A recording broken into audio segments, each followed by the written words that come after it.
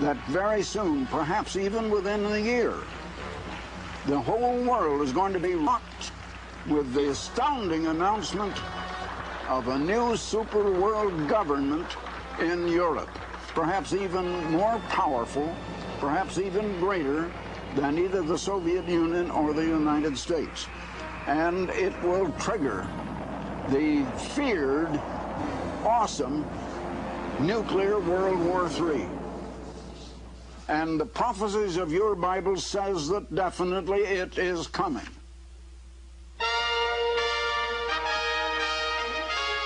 The World Tomorrow. The Worldwide Church of God presents Herbert W. Armstrong, internationally recognized ambassador for world peace, visiting prominent leaders around the globe, discussing the cause of world problems, and proclaiming the good news of the world tomorrow. Ladies and gentlemen, Herbert W. Armstrong. Now, I forecasted this resurrection of the medieval Holy Roman Empire, or a United States of Europe, up to almost 50 years ago. The very first issue of the Plain Truth magazine, which came out with the February issue of 1934, and at that time it was, well, it had the most humble beginning of any magazine that I know. Now, the Plain Truth today has grown to one of the great mass circulation magazines of the whole world, over 5.5 million copies monthly. But at that time, it had to start so humbly. A homemade magazine, you might say, just printed on a borrowed mimeograph, about 350 copies, the first issue. I want to show you now on the screen the front cover of that magazine almost 49 years ago. And the lead article is a world dictator about to appear. This is what it said almost 49 years ago. Will it be Mussolini, Stalin, or Roosevelt?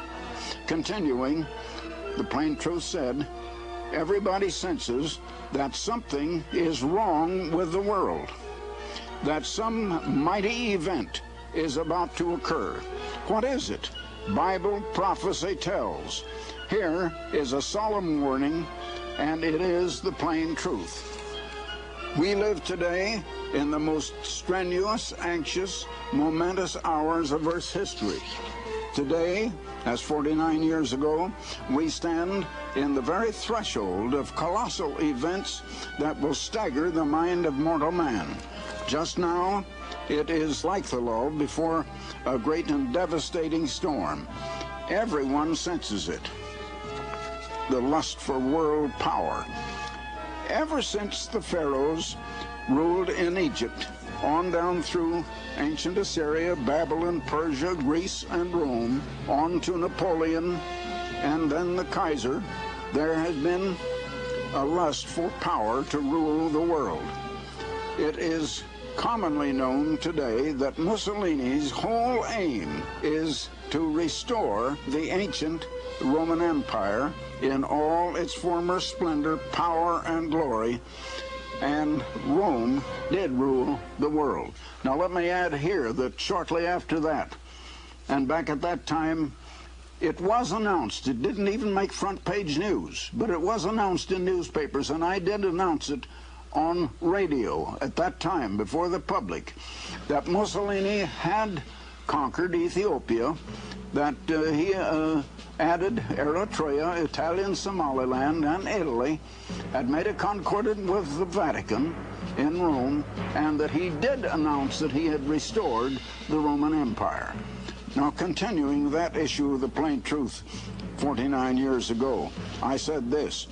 Today, Prime Minister MacDonald of Great Britain and President Roosevelt are striving frantically to avert and to postpone the impending next World War.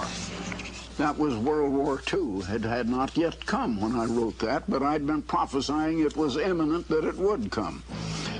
continuing, while the nations prepare even more feverishly for war. 3 or 4 short years ago, many laughed and scoffed when I said that there would be another world war in 5 to 7 years. Actually, it did come in 1939, and I was writing this in 1934. It did come 5 years later. They do not laugh and scoff today. Everyone knows that the next world war is coming, and soon. Every move for peace has failed. Once again, I remind you that was written almost 49 years ago, back in 1934. The first issue of the Plain Truth magazine. The Plain Truth is still announcing the events before they happen. The Plain Truth has always been many, many years before its time. It is a world news magazine that not only foretells what is going to happen according to Bible prophecy, but explains the world news and its meaning. Now, why the delay in this United States of Europe? It is a resurrection of the medieval Holy Roman Empire. The Holy Roman Empire was started in the year of 554 after the fall of the major ancient Roman Empire, but at the behest of the Pope at Rome, Justinian, the ruler of the East in Constantinople, was brought to Rome, and he revived what they called the Roman Empire. But it became known as the Holy Roman Empire. And it lasted until after Napoleon in 1814 AD. Now, ever since, the nations in Europe have wanted to reunite, and I've been foretelling it. The Bible foretells it, just as I did foretell World War II. Now I'm foretelling World War III. People scoffed. They didn't believe it then. It happened. Some people may be scoffing today. It will happen, and you can bet your life on that, because you are betting your life on it. Now, why has it not come sooner? Why has it been so long? And I've known it was coming for almost 50 years now. Well, in Europe, they are divided by different language barriers. There's so many different languages. For example, there is German, English, Spanish, French, Italian, Greek, many different languages. They have various national aspirations that divide them, national patriotisms. Now, always in the so-called Holy Roman Empire, the Catholic Church was the sort of cementing agent that cemented the nations together and brought them together religiously, and Bible prophecy says will be once again. Even religion in Europe has been divided between the Roman Catholic Church in the West and the Eastern Orthodox Catholic Church in the East. They have been absolutely divided, and of course the major point is that the churches in the East, and every ecumenical movement tending toward trying to bring unification once again, they have said that they will not accept the Vatican or the Pope as the head over the Eastern Catholic religion. Well, I can tell you now, the day before I arrived in Athens, and I arrived there from South Africa. I'd been on in South Africa and also in Nairobi. And the day before I arrived there, there had been a meeting of the European Parliament. Now, the European Parliament is merely the political arm that is working for the political unification of Europe, or reunification. And it has no actual authority yet, but they're just working for it, and those that are working for it. One of the great motivating powers that are tending to bring them together now is fear of increased Soviet threats, especially since the death of Mr. Brezhnev and the ascension to the throne, you might say, in Moscow of Mr. Andropov. Starting in 1958, in this church that became the second largest church of the Sabbath-keeping group, all the way into the early 1970s, infiltration by Jesuits, Freemasons, and I knew one in St. Louis, Missouri, who sat on the board of 2 banks, owned a hardware store. Every minister that came to town slept in his home, and he told the most filthy, dirty jokes that was embarrassing. You knew he didn't have the Spirit of God, but he had money, so they accepted him. They compromised with the truth. And then Illuminati members caused the gradual takeover of that great church that was witnessing to the world and taught much good. And so that after a period of time, today it has been turned into a part of paganism's mystery, Babylon the Great.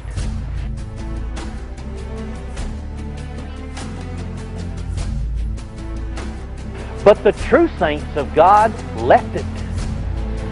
That's the way it always is. Read 3 John sometimes and see that the true church members, when infiltrators come in, they cast out the true church members with the Spirit of God and take over the physical assets for themselves.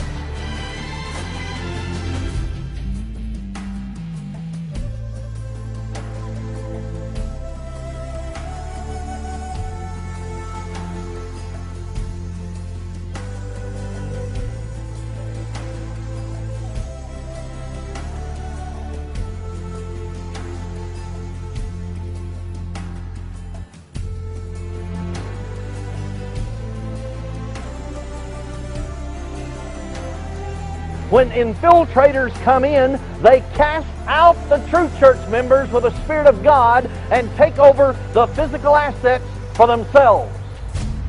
Then they preach their doctrines of paganism and Satan's lies.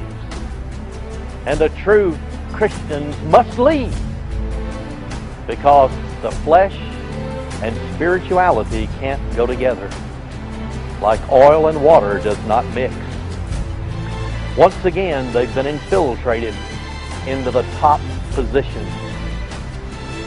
I want to tell you, as the Church of God Evangelistic Association, as long as I place Jesus Christ as the head of this church, and never, never, never let any human being infiltrate and try to take over, then I will protect you from exactly what it is destroying the churches today. I know what's going on. God has given me that knowledge and that understanding. And He's given me a great understanding of Satan and his tactics and his demons. And I can spot them. And there are other people in this room that can spot people when they come in and have demons attached to them and create confusion all around. And if we are watching, as Jesus Christ said, He will protect us from these things. But if we let these people come in secret and take over the physical assets and cast us out, woe be and shame be to us, because we, of all people, should know. And that has been used in the churches of God today. And for those of you who have heard or seen or read about the Jesuit agenda for the Seventh-day Adventist Church, that is called neurological linguistic programming. And it's coming right from the pulpits of the churches of God. That's why the Jesuits like to infiltrate organizations that have hierarchies, because they can sit there and wait for years and then bring on all their destructive powers.